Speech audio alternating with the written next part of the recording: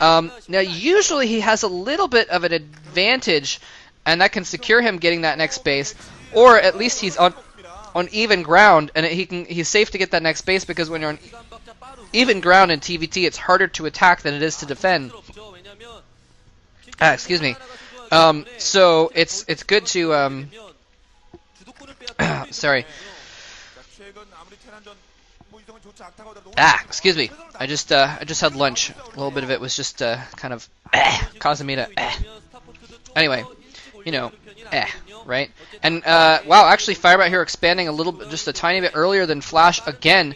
Now what was I saying before? Yes, the Flash, he expands a lot, and it's so easy to defend in TVT. When you're sieged up, it's so hard to attack into sieged troops, and so it makes it a lot easier to defend. And so even if you're even with your opponent, you can still expand, and Flash just keeps expanding. I mean, I wouldn't be surprised if right after his third base is up, Flash puts up another expansion.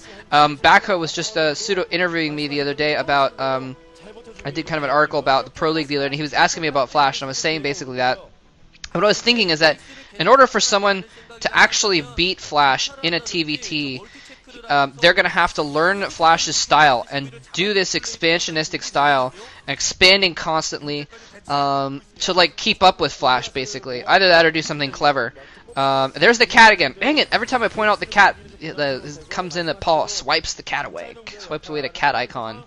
So, but I'm not hallucinating. There's a little cat thing going on there, and yeah, FireBatHero getting his expansion up ahead of Flash, and he's also starting to put out some raids. No control tower yet. He may try and get some cloak later, but a little bit of a interesting choice by FireBatHero to get those wraiths. They could be a really, really good move when you come out with several of them later on, and the other player isn't expecting it, and they don't have any Goliaths. But Flash has Goliaths. He's keeping Goliaths with his army already, and he's keeping some in reserve. So it's really not a huge. It's not going to be a huge strategic point for him to come out with those raids.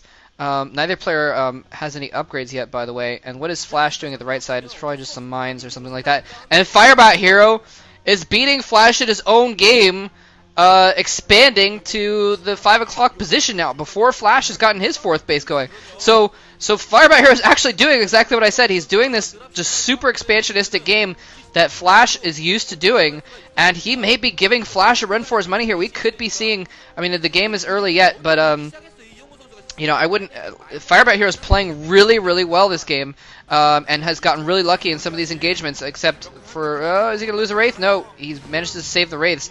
So yeah, we could see an upset here with FireBatHero actually beating Flash for the first Terran versus Terran in a long time.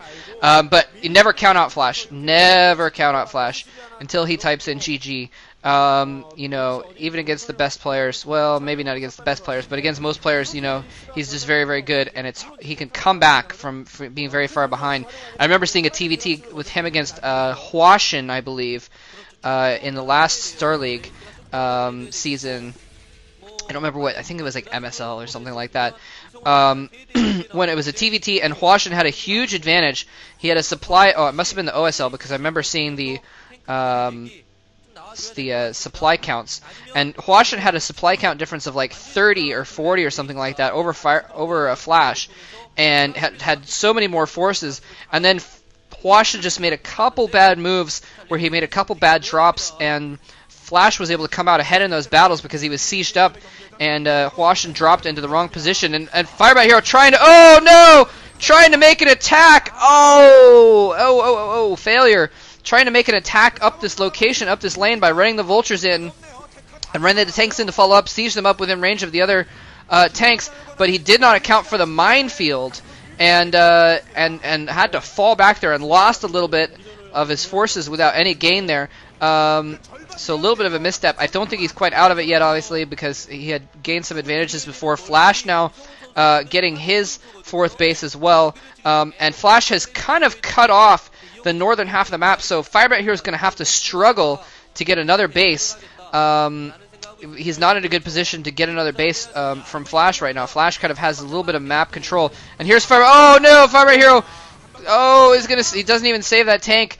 Trying to do a little bit of a drop here to establish position on the high ground on that right side of the map. Flash beat him to it though. Got some tanks and mines of his own over there. So this is what I was talking about. FireBatHero has had a little bit of an advantage thus far, but Flash is starting to use his tactical sense, his tactical abilities to come back into an advantage in this game. By using this positional thing. That's another thing that Flash does a lot, is he likes to go and take positions before they're really a going concern.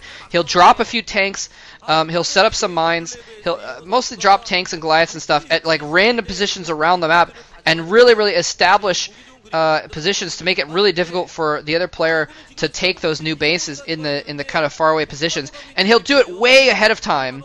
So that, you know, he establishes that territory early on, and that's exactly what he's doing right now. He's kind of sealed off the right side of the map right now. So Flash is now taking his 5th base, and FireBatHero is not in a position where he can take that 5th base. You can see he was trying to earlier, trying to move over and take over that right side base so he could use that as a point where he could take a new base. Oh, Comsat, FBH, Comsat that location. There's mines everywhere.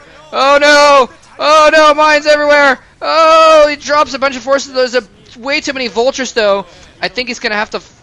Well, no, I guess they... Whoa! Oh, no! Oh, wow. FireBatHero loses 3 tanks to that mine. The 4th tank is almost dead. It's practically dead. It's going to die to these vultures. Dang! He almost kind of held that position. And those mines... Oh, man, if only FireBatHero had comsatted that location first and known about the mines... Oh, that's just tragic, especially considering he has 4 comsat stations right now, and that means Flash is really going to pull ahead now. He's going to definitely have that 5th base established. FireBatHero setting a command center up in the northern end of his main base. He's probably going to try to drop that 9 o'clock base that is currently being mined by Flash. He's going to drop that base, try and kill it off, and then float his own command center in there to take over that base, which would really be a strong move to do, because it's a good option for him to take a new base. It's not actually that well defended by Flash, and he'd be taking out a base of Flash's on it at the same time. And his defenses would not only be defending his own base, but preventing Flash from taking that base back. So that could be a really good move if he pulls it off. It looks like he's setting up for something like that, maybe when his command center finishes. He's got a decent amount of forces roaming around the middle of the map now. He's going kind of back and forth. This is going to be, we're going to see a lot more mobile play here at this point. And this is going to be beautiful. He's going to move the engineering bay into the turret fire to suck up hits from the turrets as well when he sends the dropships in. Let's see what he's going to do. Is he going to go over there now?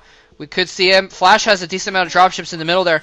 Both players in a game like this are going to be constantly comsatting around as well, since they've got 4 comsat stations, and trying to see where the other player's army is. So he won't necessarily be able to pull it off. Here he comes in, though. He doesn't send in the engineering bay, but he sends in his dropships. A bunch of tanks going down. Flash, there a moment earlier, gets the first set of hits off, is what it looked like.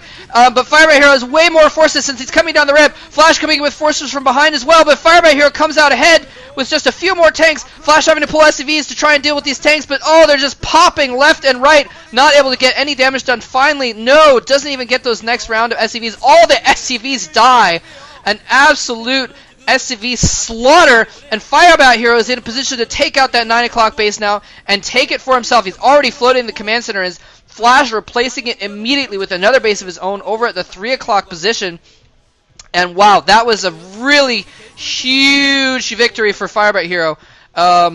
Very huge victory right there. Not only taking that base out, the base was almost not as important as the fact that he slaughtered Flash's army and a lot of Flash's SCVs, and really was able to kind of bring things back into his favor militarily.